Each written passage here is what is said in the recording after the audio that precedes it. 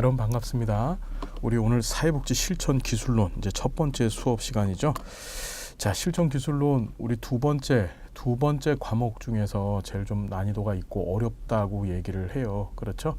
예, 근데 수업 잘 들어주시고 또 이제 중요한 부분들 위주로 기출이 됩니다. 잘 이해를 하고 있는가? 특히 이제 모델들이 많이 등장할 텐데 그 모델들의 개념과 거기서 사용하는 주요 용어들 이런 것들에 대해서 좀 집중해 주시면 됩니다. 저도 열심히 수업할 테니 여러분들도 열심히 청강을 해 주십시오. 자, 사회복지 실천 기술 및 사회복지사 역할 좀 볼까요? 사회복지 실천 기술 이해. 자, 실천 기술은 이제 클라이언트의 문제, 욕구, 능력에 대한 사정을 비롯해서 자원 개발, 사회 구조 등에 있어서 숙련성을 의미한다. 쭉 나와 있죠. 나와 있는데 이제 기술이라는 말만 그냥 정리를 합시다. 우리 사회복지 실천에 세 가지 요소가 있었죠. 그게 바로 뭐죠? 지식과 기술과 가치라는 거였었어요. 다시 세 가지가 뭐라고요? 지식과 기술과 가치였었죠. 자, 이 지식이라는 것은 이제 머릿속에 들어있는 겁니다. 그러니까 알미죠, 암. 그 알을 가지고 어떻게 클라이언트에게 행위로 표현을 하면 그때부터 뭐가 됩니까? 이제 기술이 되는 거죠. 이해되시죠? 예. 그러니까 지식을 배경으로 해서 지식을 근거로 해서 만들어진 것이 기술이다. 그 정도로만 아시면 되고 여러분이 상식적 의미에서의 기술을 생각해 주시면 돼요. 자, 사회복지 실천 목적 나와 있는데 이건 사실 실천론 시간에 또 얘기를 했던 것들이잖아요. 한번 정리해 보면 클라이언트의 문제 해결 및 처리 능력을 향상시킨다. 그러니까 클라이언트의 자기 문제 해결 처리 능력 향상시키고 클라이언트를 자원, 서비스 기회를 제공하는 체계들과 연결시키고 체계들이 효과적이며 인도적인 운영을 증진하고 사회정책 개발 및 개선에 공헌하고 클라이언트가 대인관계 기술을 습득하고 자신의 역할을 수행할 수 있도록 하며 사회적 자신감을 갖도록 어떻게 도와주더라.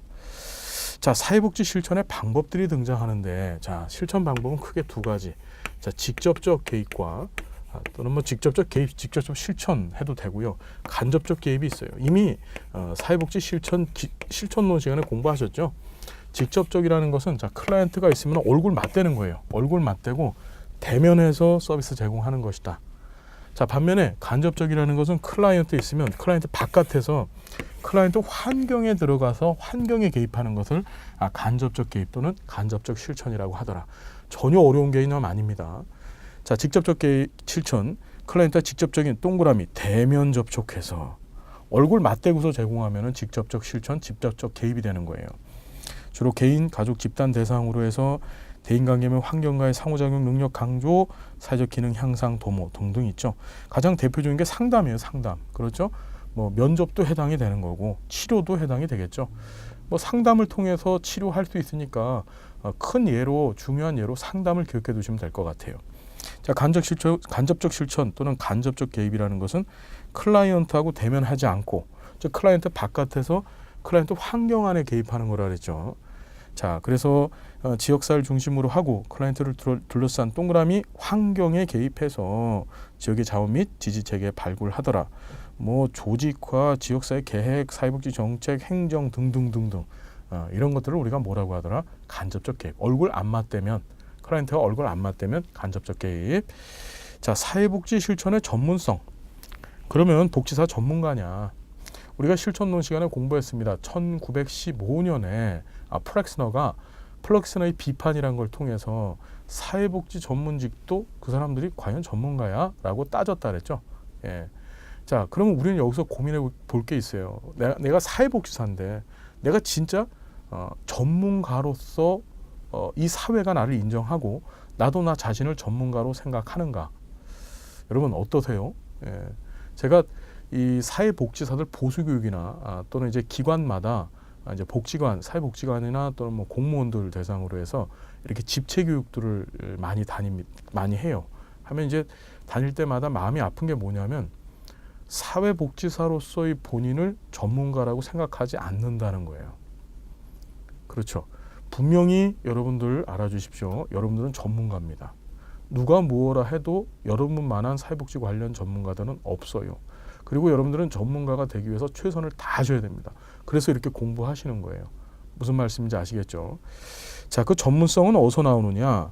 자, 지식이 있다. 첫 번째 보면은 인간 행동의 발달에 관한 지식 해가지고 인간에 대한 이해에 대한 지식이 있어야 될 거고, 뭐 인간관계 상호작용에 관한 지식도 있어야 되고, 그 다음에 다양한 실천 이론과 모델에 관한 지식도 있으셔야만 전문가가 되겠죠.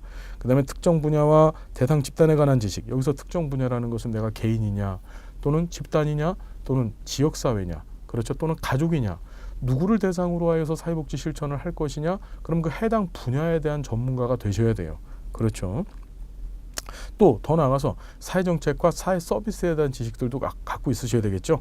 그 다음에 더 중요한 거, 사회복지사 자신에 대한 지식들. 여러분 이런 것들을 외울 것이 아니라, 이건 절대 외울 내용이 아니에요. 그냥 사회복지사는 인간에 대한 지식을 비롯해서 사회에 관한 모든 지식을 다 갖고 있는 사람, 그것이 우리를 전문가로 만들어줍니다. 그래서 우리는 사회복지사 1급 수험 준비를 하면서 인간행동과 사회환경부터 시작해서 사회복지 법제론이라고 하는 자그마치 8개나 되는 과목을 공부하시잖아요. 그 공부 잘 마치시면은 제대로 된 지식 체계를 갖추시는 거예요. 열심히 공부하셔야 됩니다. 시험을 위한 수단이라고만 생각하지 마시고 전문가로서의 지위를 확보하기 위한, 전문가로서의 나를 만들기 위한 과정이라 생각하시고 열심히 공부하셔야 돼요. 아시겠죠? 자, 사회복지 전문직의 속성, 이제 그린우드라고 하는 사람이 등장을 해요. 이름이 그린우드인데 기본적인 지식과 체계적인 이론 체계를 갖추고 있다. 클라이언트와의 관계에서 부여된 전문적 권위와 신뢰를 갖고 있다. 전문가 집단의 힘과 특권이 있다. 사회로부터 승인을 받고 있다. 명시적이면서 체계화된 윤리 강령을 갖고 있다. 전문직의 문화를 갖고 있다. 여러분, 이 그린우드의 이 사회 전문직의 속성이라는 게 이게 무슨 소리냐면요. 또 말씀을 드리지만 1915년에 이제 플렉스너의 비판이 있었었죠. 기억나세요? 예, 기억나실 거예요. 실천론에서 이거 기억하셔야 됩니다. 그래서 사회복지사가 전문가야? 당신들이 전문가라고 얘기할 수 있어? 라고 플렉스너가 비판을 했습니다. 그렇죠. 그러면서 지금 이 그린우드가 얘기했던 반대 얘기를 제시했어요. 뭐냐면 당신들은 기본적인 지식과 체계적인 이론 체계도 없어. 그 다음에 당신들은 클라이언트에게 전문적인 권위와 신뢰를 받지도 않아. 자, 그리고 당신들은 집단으로서 전문가적 특권, 힘도 없어. 자, 사회로부터 승인도 못 받고 있어. 그 다음에 니네들은 윤리강령도 없어. 네, 그 당시엔 윤리강령 없었어요. 그리고 너희들만의 전문화된 문화도 없어 라고 이 플렉스너가 비판한 거예요. 그래서 너희들은 사회복지사는 전문직이 아니야 라고 얘기했습니다. 이해되시죠? 무슨 말인지 되세요? 자, 이 플렉스너의 비판 이후에 우리 사회복지 실천론 역사하면서 공부했죠. 1917년에 여러분 잘 알겠지만 메리 리치몬드의 사회진단이라고 하는 책이 나왔죠. 그때부터 시작해서 교육협의회, 그러니까 사회복지 교육협의회, 협회 등등등 다양한, 그러니까 관련 학과들, 그러니까 사회복지 학과들이 등장하고 다양한 형태의 전문가가 되기 위한 자구 노력을 열심히 했던 거예요. 무슨 얘기인지 이해가 되죠, 여러분? 자, 그리고 나서 1957년입니다. 이때 이제 그린우드가 당신들은 어떻게 전문가입니다라고 어떻게 인정해 준 거예요. 무슨 말인지 알겠죠? 당신들은 전문가예요. 이 1915년에서 57년까지는 이 약 40년의 기간 동안 이 사회복지 현장은 어떻게 피나는 노력을 했다는 얘기죠. 전문가가 되기 위해서. 이해됩니까, 여러분? 그래서 이 그린우드에서 자, 당신들은 어떻게 체계적인 이론 체계도 갖췄고 전문적 권위와 신뢰도 받고 있고 집단의 팀과 특권도 있고 사회적 승인도 있고 윤리강령도 갖췄어. 그리고 너희들만의 문화도 있어. 그게 바로 그린우드 얘기입니다. 여러분, 부탁드리건데 이 그린우드가 얘기했던 이 사회복지 전문직의 속성, 즉 전문가가 되었다라고 받은 이 승인이죠. 이 승인의 내용들 총 6가지인데 꼭 좀 읽어봐 주시고 기억해 두셔야 돼요. 예, 이제 플렉스너의 비판 이후 이 기간 후에 이제 드디어 어떻게 사회복지사는 전문직으로서 인정을 받게 된 겁니다. 자, 전문직으로서 사회복지사가 갖춰야 될 요소, 예술적, 과학적이라는 말이 나와요. 자, 이게 전문직으로서 사회복지사가 갖춰야 될 요소, 이렇게 보기보다는 이런 거죠. 자, 여러분들이 사회복지 실천이라고 하는 행위를 해요. 뭐 한다고요, 여러분? 예. 사회복지 실천이라고 하는 행위를 했었을 때 이 사회복지 실천 행위를 떠받치고 있는 2개 큰 기둥이 있습니다. 이 기둥 두 가지가 떡 버티고 있어 줘야 제대로 된 사회복지 실천을 하는 거예요. 쉽게 얘기하면은 전문가로서 당신이 사회복지사라고 한다면 당신은 이 두 가지 기둥, 이 두 가지 요소를 갖고 있어야 돼요. 그래야 어떻게 돼? 제대로 된 사회복지 실천을 한다는 거죠. 그래서 자, 이 두 가지 기둥이 뭐가 있느냐면 첫 번째가 이걸 과학적 기반이라고 해요. 정확히는 과학적 기반. 자, 두 번째는 자, 예술적 기반입니다. 자, 다시 무슨 기반 무슨 기반? 과학적 기반과 예술적 기반. 시험에 정말 잘 나와요. 자, 사회복지사가 전문가로서 갖춰야 될, 즉 사회복지 실천을 잘하기 위해서 그걸 수행하기 위해서 갖춰야 될 그 큰 기둥이 있는데 그것이 하나가 과학적 기반, 그 다음에 예술적 기반이라는 것이 있더라. 정리됐죠? 자, 이렇게 생각하면 됩니다. 과학적 기반이라는 것은 자, 후천적으로 여러분들의 학습이나 노력을 통해서 습득한 것들이에요. 그게 과학적 기반입니다. 후천적으로 학습이나 노력을 통해서 습득한 것. 가장 대표적인 게 지식이 되겠죠. 우리 앞에서 지식 얘기했었습니다. 인간에 대한 지식, 관계 형성에 대한 지식, 사회 정책에 대한 지식 등등등등. 그렇죠. 그리고 지식을 기반으로 한 기술. 그렇죠. 이런 것들이 바로 뭔가요? 과학적 기반이다. 이해되죠? 자, 반면에 사회복사는 또 뭐 갖춰야 되냐면 이 예술적 기반이라는 것도 갖고 있어야 돼요. 자, 이 예술적 기반이라는 것은 다분히 선천적인 성격이 강해요. 선천적인 성격. 뭐냐면 내가 타고난 나의 마음가짐이라 생각하시면 돼요. 나의 성품. 그렇죠. 그러니까 대표적인 것들이 뭐가 있죠? 복지사는 동정심도 있어야 됩니다. 그렇죠. 그리고 남을 도와주려고 하는 이타심도 갖고 있어야 되겠죠. 그 다음에 감정을 이입할 수 있는, 타인이 아프고 슬퍼할 때 나도 같이 아파하고 슬퍼할 수 있는 감정이입의 능력도 갖고 있어야 되죠. 이런 것들은 다분히 선천적인 요소들이에요. 그렇죠. 그런 것들을 바로 예술적 기반이라고 하는 거예요. 그러니까 민감성, 감정이입, 그렇죠. 동정심, 이타심 이런 것들. 자, 우리 교재를 보니까 우리 이제 뒤바뀌어져 있는데 예술가로서의 사회복지사와 과학자로서의 사회복지사. 그러니까 예술적 기반, 과학적 기반에 관한 얘기인데, 자, 예술적 기반 내용들 사랑, 동정, 용기, 전문적 관계 형성 능력, 그렇죠? 창의성, 상상력, 희망과 에너지를 줄 수 있어야 되고 판단력, 사고력, 개인적인 가치관, 자기만의 전문가로서의 스타일. 과학자로서의 사회복지사는 사회 문제에 대한 인식, 사회 현상에 대한 인식, 사회복지 전문직에 대한 지식, 그렇죠. 실천 방법에 대한 지식, 그렇죠. 전부 지식입니다. 이런 지식과 기술을 뭉쳐서 우린 뭐라고 하더라? 과학적 기반이라고 하고, 예술적 기반이란 건 일단은 일련의 마음가짐이라 생각하시면 돼요. 그렇죠. 마음가짐. 다분히 선천적인 요인이다. 이 두 가지 기둥이 잘 버텨줘야 어떻게 제대로 된 사회복지 실천을 수행할 수 있는 전문가로서의 사회복지사가 된다는 거죠. 여러분들 이걸 다 갖추셨나요? 갖춰야 됩니다. 복지사는 사회복지사는 다른 사람들과는 다른 무엇인가가 있어야 되죠. 이해되죠, 여러분? 예, 다른 사람보다 더 정의로워야 되고, 다른 사람보다 더 사랑이 많아야 되고, 더 많은 동정심이 있어야 되고, 더 많은 이타심이 있어야 됩니다. 더 헌신할 수 있어야 되고, 그죠? 그래서 사회복지사가 크고 위대한 사람이라는 거예요. 여러분, 그런 사회복지사가 됩시다. 알았죠? 예, 그런 사회복지사 하시려고 지금 공부하시는 거잖아요. 자, 최선을 다하자고요. 전문적 관계 주요 요소. 전문적 관계라는 말 우리 들어봤죠? 이거 지워도 되나요? 예, 지워봅시다. 전문적 관계라는 게 도대체 뭐죠? 예, 우리 실천론 시간에 공부했습니다. 전문적 관계. 똑같은 말이 뭐였지? 원조 관계.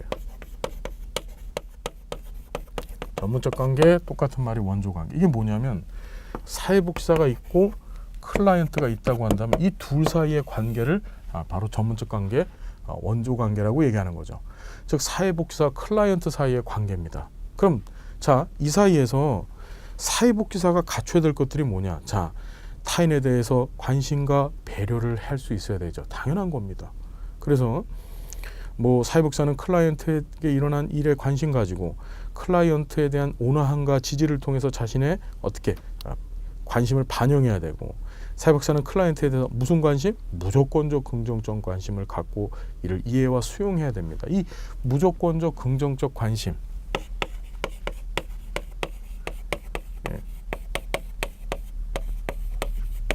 그 다음에 수용이라는 말. 이 두 단어 얘기했던 사람이 누구죠?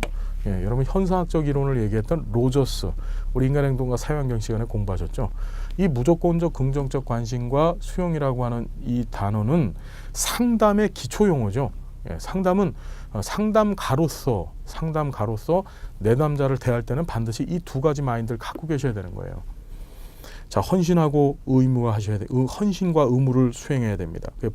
사회복지사의 헌신과 의무는 원조 과정에서의 책임감입니다. 그래서 어떻게 돼? 일관되고 항구적인 의무를 가져야 되고, 권위와 권위는 클라이언트와 기관에 대해서 사회복지사에게 위임된 힘을 얘기합니다.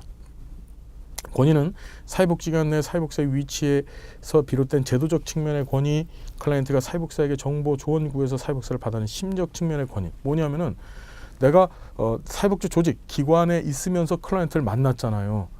그러면 내게 클라이언트는 어떻게 원조를 요청합니다. 그렇죠. 예, 그때 내가 조직에 속해 있음으로써 발생되는 권위를 뭐라고 한다? 제도적 권위라고 하고, 그렇죠.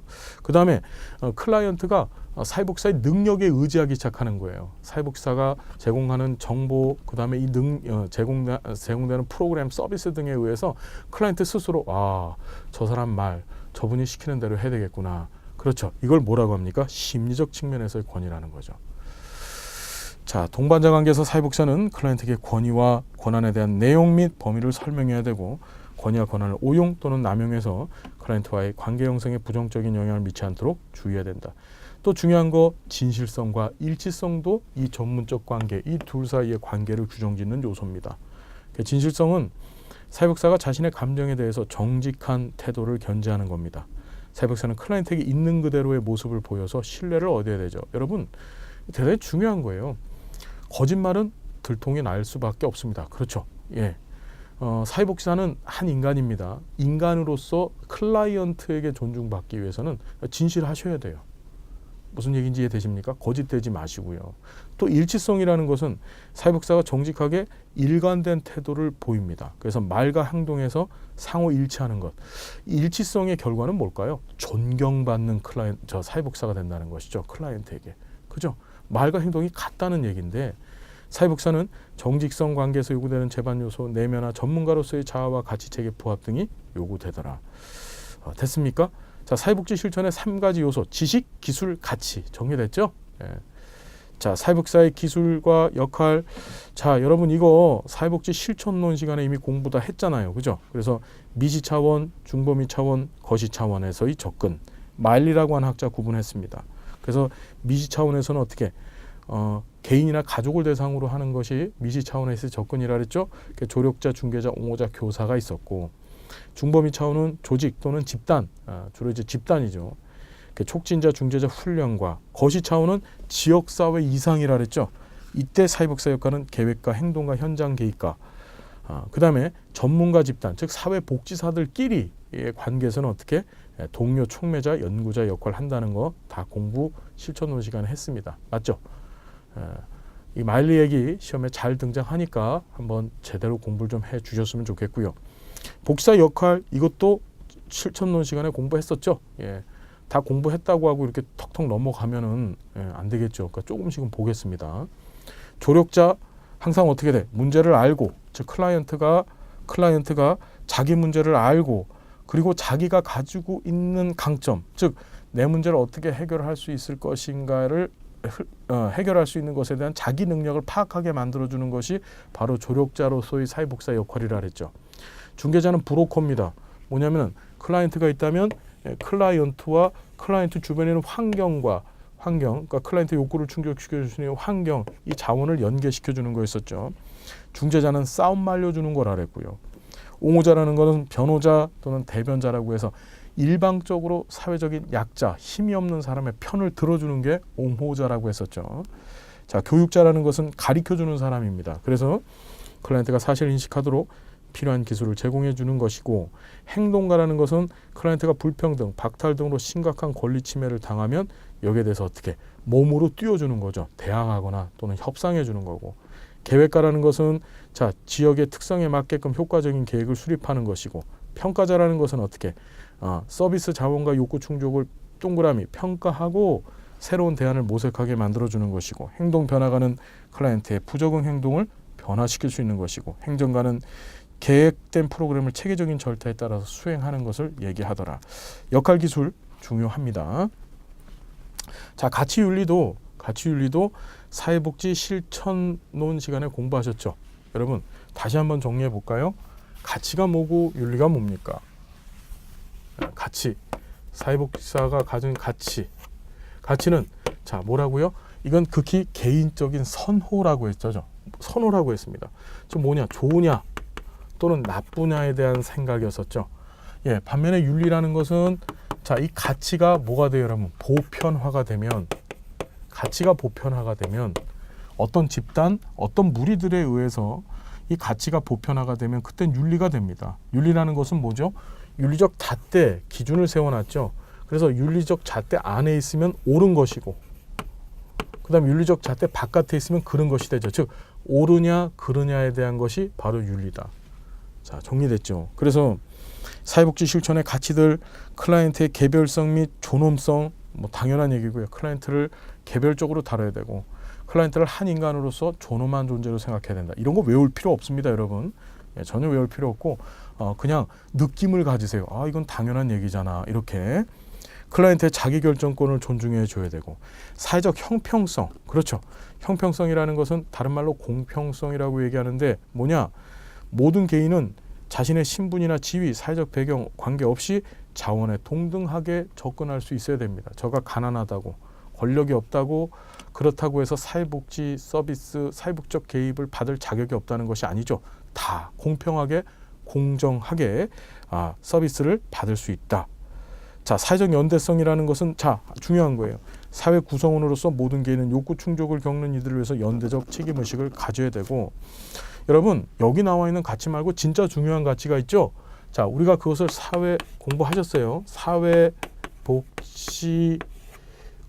이중 가치 체계라고 했습니다. 예, 사회복지는 반드시 이 두 가지 가치 체계를 갖춰야만 하더라. 자, 첫 번째가 뭐였습니까? 인간의 존엄성. 뭐예요, 여러분? 인간의 존엄성. 세상에 어떤 것보다 인간은 존엄받는 존재입니다. 인간보다 더 존중받고 존엄받아야 될 존재는 사회복지사한테 보이지 않는 거예요. 그렇죠. 이 가치는 갖고 있어야 되고. 자, 두 번째 가치가 뭐였었습니까, 여러분? 예, 사회적 배분정의. 다시 뭐라고요, 여러분? 예, 사회적 배분정의. 자, 사회적 배분정의라는 것은 뭡니까? 배분, 나누는 것이 어떻다? 정의롭다는 것이죠. 사회복지사는 가진 자에게 가져다가 그렇지 못한 자에게 나눠주는 게 그게 사실 정의로운 거예요. 무슨 얘기인지 여러분 알고 계시죠? 예, 세상 사람들은 어떻습니까? 사회복지사가 아닌 세상 사람들은 어떻죠? 왜 나누냐고 얘기하죠. 그렇죠. 왜 나눠야만 하는가? 내가 벌어서 내가 이만큼 쌓아놨으면은 이건 다 내 건데 이걸 왜 나누는 것이 정의롭지? 라고 얘기합니다. 하지만 사회복지사는 어떻게 돼요? 나누는 것이 정의롭다고 얘기합니다. 사회복지라는 게 결국 뭔가요? 나눔의 행위죠. 자, 두 가지 사회복지 이중가치 체계라는 거 기억하시고, 자, 윤리적 의사결정을 위한 지침 별표 500개를 치십시오. 시험 문제 100% 나오죠. 로엔버그하고 돌도프의 윤리적 원칙에 따른 우선순위. 이건 실천론에서도 나오고 또 실천 기술론에서도 맨날 나와요. 자, 7가지인데 이걸 외우셔야 됩니다. 그죠? 뭐냐면 이게 상대적 윤리에 관한 얘기죠. 뭐냐? 상대적 윤리라는 것은 상황과 그다음에 변화되는 여러 가지 요인에 의해서 윤리적 잣대가 바뀌어지는 거예요. 바뀌어지는 겁니다. 그렇죠? 그러니까 절대적 윤리 개념처럼 이럴 때는 반드시 이런 거야 이것이 아니고 이럴 때는 이럴 수도 있어 라고 하는데, 그런 의사결정을 내림에 있어서, 그렇죠? 그런 의사결정의 배경은 뭐였었습니까? 윤리적 갈등, 다른 말로 윤리적 딜레마죠. 윤리적 갈등이나 딜레마가 생겼었을 때 그것에 대해서 어떻게 대응하고 어떻게 반응해야 되는가? 자, 그것이 바로 뭐다? 이 로렌버그 돌도프의 윤리적 원칙 7가지다. 기억하실 때 어떻게? 이니셜 따서 기억하시라고 말씀드렸죠. 예, 반드시 시험에 나와요. 그래서 생, 평, 자, 균, 삼, 사, 진이다. 다시 뭐라고요? 생평, 자균, 삼사진. 자, 좀 무슨 뭐 한자 저 천자문 읽는 것 같죠? 예, 그래도 이렇게 외우셔야 됩니다. 순서대로 생평 자균 삼사진 봅시다. 첫 번째가 뭐냐면 생명보호입니다. 어떤 윤리적 의사 결정을 할 때도 생명의 위협이 되거나 그렇죠. 예, 생명을 경시하는 의사 결정은 절대 안 됩니다. 무조건 생명이 1번입니다. 우리 자주 나오는 시험 예가 뭐죠? 어떤 사람이 와서 저 자살하겠습니다. 이걸 비밀 보장해 주세요 라고 요구를 했어요. 예, 이때 사회복지사가 비밀 보장해 줘야 됩니까? 말아야 됩니까? 예, 비밀 보장해 주면 안 되죠. 그거 왜 그렇습니까? 생명 보호하려고 하는 거죠. 자, 두 번째가 평등 불평등이에요. 평등과 불평등의 원칙이다. 자, 인간 개개인의 능력과 권력에 따라서 동등하게 또는 차별적으로 취급해 줘야 된다. 그렇죠. 저가 가지고 있는 능력에 따라서 또는 권력에 따라서 동등하게 또는 차별적으로 대우해준다. 이건요, 혹시 잘못 이해하시면 안 돼요. 저가 권력이 많고 자원이 많다고 해서 저를 더 좋게 처우해 주라는 게 아니에요. 무슨 소리냐? 권력이나 능력이 많다고 해서 그거보다 더 적은 사람, 권력이나 능력을 적게 가진 사람이 있다고 한다면은 이 둘 사이에서 사회복지사는 어떻게 됩니까? 예, 이쪽 편을 들어줘야 된다는 얘기야. 권력이 적은 사람을. 무슨 말인지 이해되시죠? 자원을 많이 가지고 있지 않은 사람을. 이해되시죠? 어떤 얘기인지. 그러면 그것이 이 권력 자원을 많이 갖고 있는 사람 입장에서 보면 불평등하지요. 그렇죠. 그렇죠. 하지만 그렇지 못한 사람 입장에서 보면 평등하다는 거예요. 어떤 얘기인지 이해가 되시죠? 세 번째가 자율과 자유의 원칙입니다. 인간의 자율과 자유에 대한 권리는 소중하지만 역시 무조건적이진 않습니다. 항상 생명보호가 제일 위죠. 자, 최소 해악 손실 원칙. 그래서 생평자균, 균이 생평자 자유와 자율 원칙이고요. 그 다음에 이게 왜 균이냐면은 최소 해악 그러니까 네 번째가 최소 해악 손실의 원칙이라고 얘기하는데 요거를 이제 다르게 얘기해서 균형적인 손실. 그래서 균이라고 얘기하는 거예요. 균형적인 손실의 원칙이라고 해서 클라이언트의 특정 문제를 해결을 하게 되는데 부득이한 대안을 선택할 수밖에 없을 경우에는 밑줄 긋습니다. 언제나 클라이언트에게 최소로 유해한 것, 즉 해가 없는 것들을 선택해야 되고 어쩔 수 없다면 진짜 어쩔 수 없이 결정을 해야 된다면 그 중에서 선택할 때 어떻게 클라이언트한테 해가 되지 않는 것을 선택하라는 얘기고 다섯 번째가 삶의 질 원칙입니다. 뭐냐? 삶의 질을 긍정적인 방향으로 바뀔 수 있도록 해야 되고 3. 그다음에 4가 이게 이제 여섯 번째예요. 비밀 보장해 준다는 게 사실 여기 붙어 있어요. 뭐냐? 사생활 보호와 비밀 보장의 원칙. 클라이언트 인격과 사생활 보호를 위해서 클라이언트의 비밀이나 사생활은 보호해야 된다. 그러니까 아까 전에 예 드렸죠. 저 자살할래요. 아무한테도 알리지 말아주세요. 그렇죠. 예, 비밀 보장은 여섯 번째입니다. 자살에 대해서 막아야 되는 것. 그래야지 생명이 보호된다는 것은 첫 번째죠. 윤리원칙 일곱 번째가 진실성의 원칙이라고 하죠. 그래서 사회복지사는 클라이언트에게 진실된 태도를 유지해야 되며 관련 정보는 공개해야만 하더라. 그러니까 복지사가 클라이언트에 대해서 관련 정보를 공개해야 된다는 게 클라이언트에 대한 진실성인데 이것은 맨 마지막 단계라는 거. 그렇죠. 이것이 클라이언트한테 해가 되고 클라이언트한테 충격이 되고 한다면은 알려주지 않을 수도 있다는 얘기예요. 자, 생평, 자균, 삼사진 꼭 기억을 해 두십시오. 시험에 100% 나온다. 자, 이제 리머라고 하는 학자가 또 우선순위를 얘기했어요. 로엔버하고 돌도프만 나와줘도 힘든데 이제 리머가 또 나와가지고서 얘기를 합니다. 자, 인간에게 필수적인 전제 조건, 자, 즉 생존을 위해서 필요한 것, 생명, 건강, 음식, 주거, 정신적 균형에 대한 권리는 교육, 여가, 재산 등 추가적인 재해와 공급이나 비밀의 권리에 우선하고, 그래서 개인의 기본적인 복지권은 다른 사람의 사생활 및 자기결정권에 우선하고, 개인의 자기결정권은 그 자신의 복지권에 우선하고, 이건 기억하셔야 돼요. 자발적이고 자유롭게 동의한 법률, 규칙, 규정의 준수 의무는 그에 상충하는 방식으로 행동하는 개인의 권리에 우선하고, 개인의 복지권은 그와 상충하는 법률, 규칙, 규정 및 조직의 질서에 우선하고, 주택, 교육, 공공부조 같은 공공재를 증진시킬 의무는 개인의 완전한 재산권에 어떻게 우선한다. 리머 얘기도 한번 여러 번 읽어봐 주십시오. 여기서 진짜 중요한 건 뭐죠? 제일 중요한 것이 뭐예요? 여기서 제일 중요한 것은 생명, 건강, 음식, 주거, 정신적 균형과 같은 이런 필수적 전제 조건이죠. 그렇죠, 여러분?